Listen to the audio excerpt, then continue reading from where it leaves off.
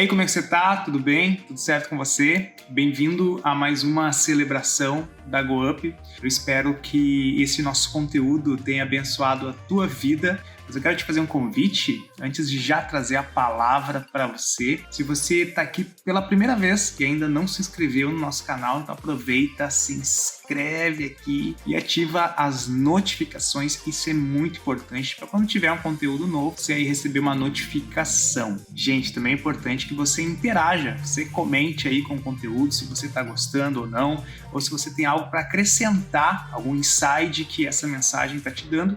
É muito legal você também contribuir e fazer parte desse conteúdo. Outra dica bem legal é você compartilhar esse assunto com alguém. Lembrando que nesse tempo que a gente está vivendo, que está sendo essencial sermos igreja também no ambiente online. Muitas pessoas aí que antes, quem sabe aí num ambiente físico, numa igreja física, jamais teriam coragem de entrar dentro de uma igreja. Então, através do conteúdo online, você pode aí, com apenas um clique, enviar esse conteúdo para alguém, quem sabe aí mudar a vida dessa pessoa com uma palavra tão abençoada. Aproveita esse momento agora aí, já pega e compartilha com alguém especial que você entenda aí que precisa de uma palavra amiga, precisa de uma mensagem de esperança nesse tempo assim, onde as más notícias elas estão circulando. Parece, essa sensação que nós temos, elas parecem que soam muito mais rápido, muito mais forte do que as boas notícias. Porém, nós, como nós somos aí cristãos, nós recebemos uma mensagem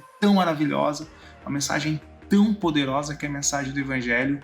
Nesse tempo, nós podemos compartilhar essa mensagem e, quem sabe, mudar a vida de alguém. Faça isso agora. Hoje eu quero compartilhar com vocês um assunto aí que tem falado comigo nos últimos anos sobre a importância de vivermos um cristianismo de forma coletiva. Mas antes eu gostaria que você lesse comigo Mateus capítulo 4, versículo 18 ao 20. Vamos ver o que diz aqui. Jesus estava andando pela beira do lago da Galileia quando viu dois irmãos que eram pescadores, Simão, também chamado Pedro, e André. Eles estavam no lago pescando com redes. Jesus lhes disse: "Venham comigo e eu ensinarei vocês a pescar gente." Então eles largaram logo as redes e foram com Jesus. Uma pergunta: por que viver a vida de forma individual ela não é tão comprometedora do que você incluir alguém? Eu lembro da época que eu jogava videogame bastante, principalmente na época do Super Nintendo, que foi um dos videogames assim que mais me marcou. Na época dos anos 90, Sim, eu sou um noventista.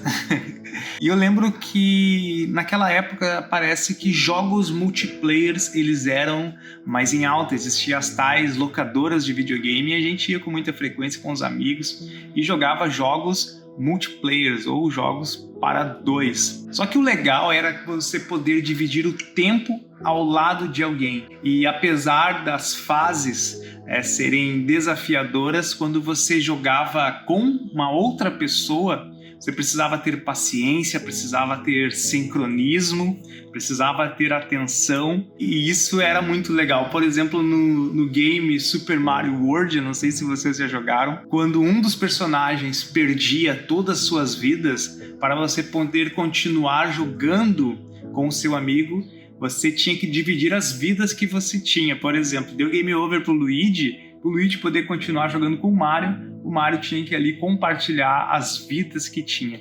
Então, sempre acabava sendo mais desafiador você estar ao lado de uma pessoa, porque isso te compromete mais nessa questão do desafio. Por isso que jogar sozinho acaba sendo aí uma opção mais acessível, mais fácil, e jogar entre duas pessoas, por causa do nível do desafio, acaba aí exigindo mais da gente. Veja, nós vivemos um tempo, trazendo um pouco para nosso contexto, a nossa realidade. Se você observar que o ser humano ele está cada vez mais individualista nas suas decisões. O que vale são as suas escolhas próprias e muitas vezes essas escolhas elas não são pensadas no coletivo, elas não são pensadas no bem do próximo. Não é errado você construir uma visão de mundo, você ter um ponto de vista, você ter a sua opinião, você ter a sua visão de mundo, isso não é errado. Porém, mesmo que você escolha viver de forma individualista, as tuas decisões, elas acabarão afetando outras pessoas. Eu vou te explicar isso melhor ao longo que a gente for falando sobre esse conteúdo. Como eu falei, eu não quero dizer que a construção de visão que você tem individual, ela não é errada.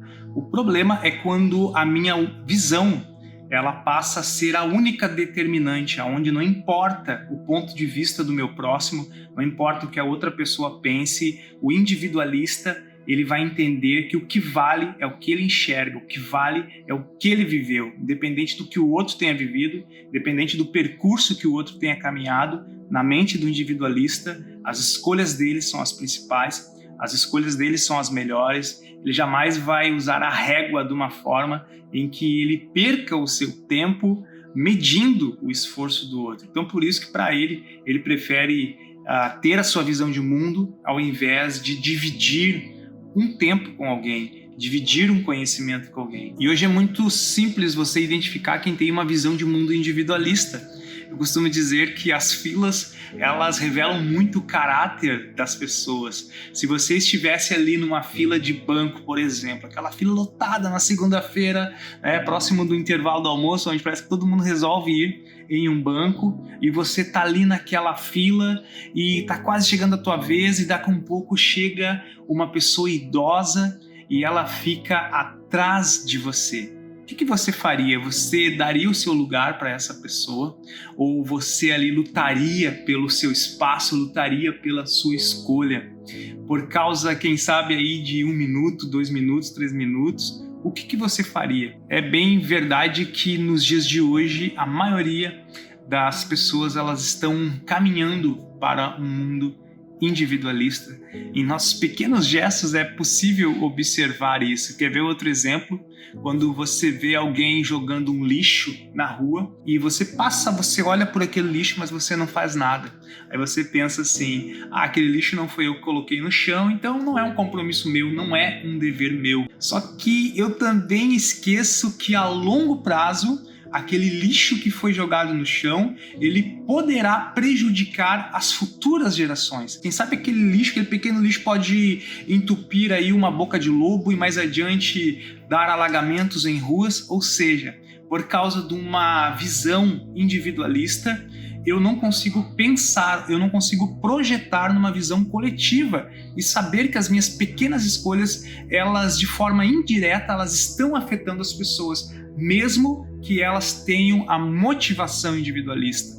Agora, uma coisa que eu não consigo entender, é uma matemática que não fecha a conta, é como é possível eu ter conhecido o Evangelho, como é possível eu ter recebido esse poder de Deus na minha vida, ter recebido o amor de Deus que me constrange a mudar, e eu permanecer com a minha visão de mundo individualista. Eu quero que você pense, diante de todo esse contexto, diante de tudo que você recebeu do Senhor, qual tem sido a tua visão diante da tua comunidade onde você está inserido? Como você tem enxergado? Será que você continua passando pelas pessoas e fingindo que elas não existem? Ou você está bem impulsionado pelo Evangelho e você não perde a oportunidade de mudar a vida de alguém? Por isso que um cristianismo single player, um cristianismo individualista, ele não combina com a vida do cristão. Ele não combina com o cristianismo. A gente acabou de ler aqui num versículo, o próprio Cristo, Jesus encarnado aqui na Terra, quando ele esteve aqui, ele tem todo o poder, ele é onisciente, ele sabe de todas as coisas,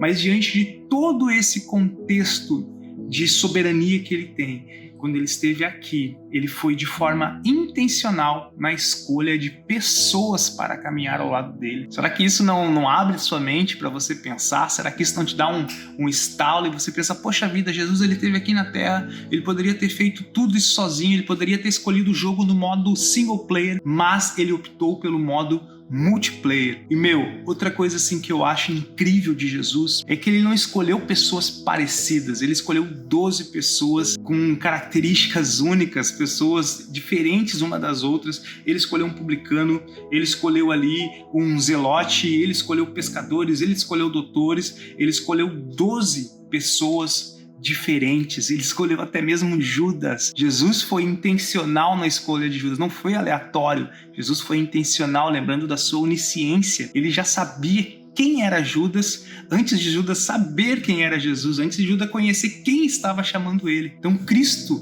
ele foi intencional. Uma pergunta que eu deixo para você: se você soubesse quem foi Judas, você teria capacidade de escolher ele para andar do seu lado? É por isso que dentro do homem Deus colocou um desejo, Deus colocou uma essência para que ele viva no coletivo. Lá no início, quando Adão ele se sente só, logo em seguida o que Deus faz? Deus cria Eva. Sempre teve o coletivo, Deus sempre se preocupou que a humanidade ela convivesse no coletivo. Porque é muito fácil você viver de forma individual, os desafios não são muitos. Agora, quando você vive de forma coletiva, é aí que o seu caráter é provado. É aí que você começa a mostrar quem você é, porque aí você vai lidar com opiniões, você vai lidar com divergências de ideias. E são nessas horas que as nossas convicções elas são provadas. Que crescimento eu teria se eu convivesse só com quem pensa igual a mim? Que crescimento eu teria se eu enxergasse apenas para o mesmo lugar que todas as pessoas estão enxergando? Imagine, a sua casa tem quantas janelas? Qual é a única visão de mundo que você teria na sua casa se a única janela que todos aí dentro enxergassem forem apenas uma delas? Agora, quando eu começo a observar que existem outras janelas, eu entendo que existem outras possibilidades dentro do mesmo ambiente. E é essa beleza do Evangelho. Quando Cristo ele chama os seus filhos para andarem de forma coletiva, ele está dizendo o seguinte: eu os chamo para aprenderem uns com os outros, para você aprender e a enxergar o mundo também através do olhar dos outros. É por isso que no tempo que Jesus esteve aqui, nessa terra, ele estabeleceu a visão horizontal do reino. Observe que os 10 mandamentos, a primeira parte dos mandamentos, ela traz o relacionamento vertical, que tem a ver com o relacionamento da criatura com o Criador.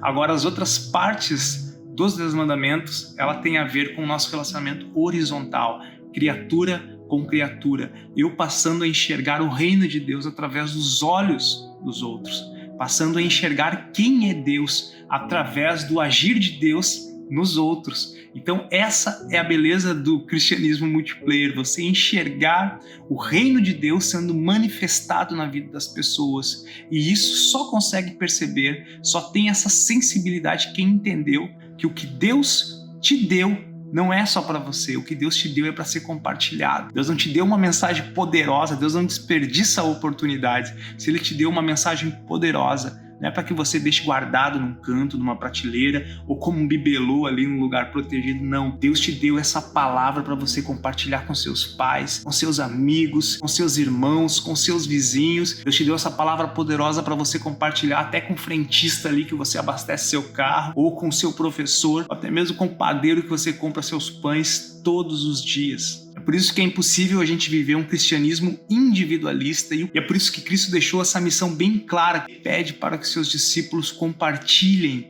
a mensagem que receberam a toda criatura. Ele não diz: agora que vocês pegaram isso, guardem isso para vocês, cuidem para que ninguém roube esse conhecimento, descansem, voltem para a vida de vocês, ou vivam bem agora, o lugar de vocês está garantido, está tudo certo. Não, Jesus disse: compartilhem para todas as pessoas. Para concluir, eu quero falar para vocês sobre a ilha do coletivo single player. Ainda assim é possível que a gente viva dentro de nossas pequenas ilhas. Eu vou te explicar uma igreja que fala ali no capítulo 3 de Apocalipse, uma igreja chamada Laodiceia.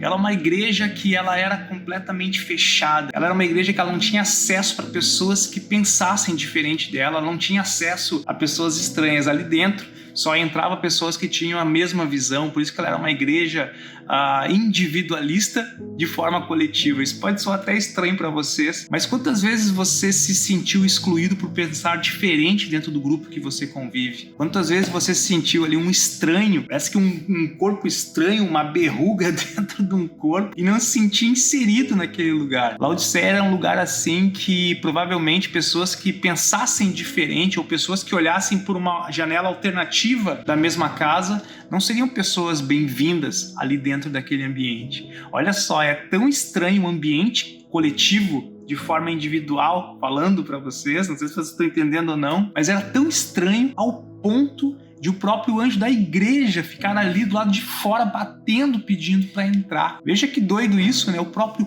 Cristo não se sentia incluído dentro da igreja. É por isso que a comunidade de fé onde nós estamos inseridos, quando ela passa a viver uma vida olhando por apenas uma janela, de certa forma, ela acaba vivendo dentro de uma ilha, onde todos pensam do mesmo jeito e aqueles que pensam diferentes acabam meio que sendo afastados, desligados, expulsos ou indiretamente ali, como se fosse um corpo estranho dentro daquele ambiente. É por isso que precisamos viver um cristianismo sempre com sinal alerta ativado, para não vivermos o cristianismo individualista e coletivo ao mesmo tempo, ou seja, o coletivo na aparência e individualista na essência. Quero que você pense que um corpo, ele não deixará de existir se estiver lhe faltando uma parte. Veja um exemplo, quantas pessoas você conhece aí que por algum acidente da vida perderam uma parte do corpo. E essas pessoas, elas deixaram de andar, elas deixaram de continuar avançando? Não. O que acontece é que outras partes, outros membros do seu corpo terão que forcejar a mais para poder suprir a ausência da parte que falta. Porém, aquela parte que não está mais ligada no corpo, aquela parte não vai mais existir, aquela parte deixará de ter a sua utilidade. É por isso que, como igreja, nós somos corpos e cada parte do corpo ela importa, cada parte do corpo ela é essencial, nós precisamos. É bem verdade que a gente só passa a valorizar algumas partes do nosso corpo quando a gente não está mais utilizando ela. Quando uma parte do corpo ela deixa de funcionar, isso não quer dizer que o corpo deixará de funcionar. O corpo ele vai ter que continuar a existir, mesmo que uma outra parte ali ela não esteja possibilitada naquele momento, temporariamente impossibilitada, mas o corpo terá que continuar a existir. Lembrando que uma das maiores funções do corpo de Cristo, do corpo do Senhor, é servir. Cada parte serve ao corpo todo. A mão, ela serve ao corpo todo. A perna, ela serve ao corpo todo. O corpo, ele só avança quando todas as partes, elas estão ligadas, quando todas as partes, elas estão agindo em conjunto. E é isso que Cristo deseja para a nossa vida. Você é uma parte do corpo de Cristo, eu sou parte do corpo de Cristo. Esse corpo ele só avança, esse corpo ele só vai longe quando nós estamos unidos. Deus não te chamou para ser um corpo isolado, Deus te chamou para ser um corpo ligado, não somente com as pessoas que pensam parecido contigo. Já pensou se o nosso corpo fosse constituído só de perna? Não haveria sentido algum. É por isso que cada parte do corpo ela é diferente. Porém, quando nós estamos juntos, as nossas diferenças elas convergem no corpo, elas convergem em Cristo. Receba essa palavra em nome de Jesus. Eu quero orar para que Deus possa abrir a tua visão de reino, que Deus possa ampliar essa tua visão de corpo, que você possa entender que você sim, você é especial, mas a pessoa que está do teu lado, Deus também quer que ela faça algo para o seu reino. O evangelho poderoso que Deus te deu também é para a pessoa que está do seu lado, também é para a pessoa que pensa diferente de você. Deus chamou a pessoa que pensa diferente de você também. Se você fosse chamado por Jesus, Jesus não chamaria só pessoas iguais a você. Jesus não chamaria pessoas que têm somente a tua visão de mundo. Jesus chamaria também aquele teu amigo que muitas vezes você não concorda com a visão política dele. Jesus também chamaria. Ou você acha que Jesus não chamou de forma intencional um zelote e um publicano? Duas pessoas que politicamente tinham visões opostas de mundo. Então, pense nisso. Deus quer que você seja parte do corpo, mas Deus não quer colocar neste corpo pessoas que sejam somente como você. Deus também quer contar com pessoas que pensam diferente de vocês, para que você também possa enxergar que existem mais janelas dentro da mesma casa, mais partes do mesmo corpo. Vamos orar?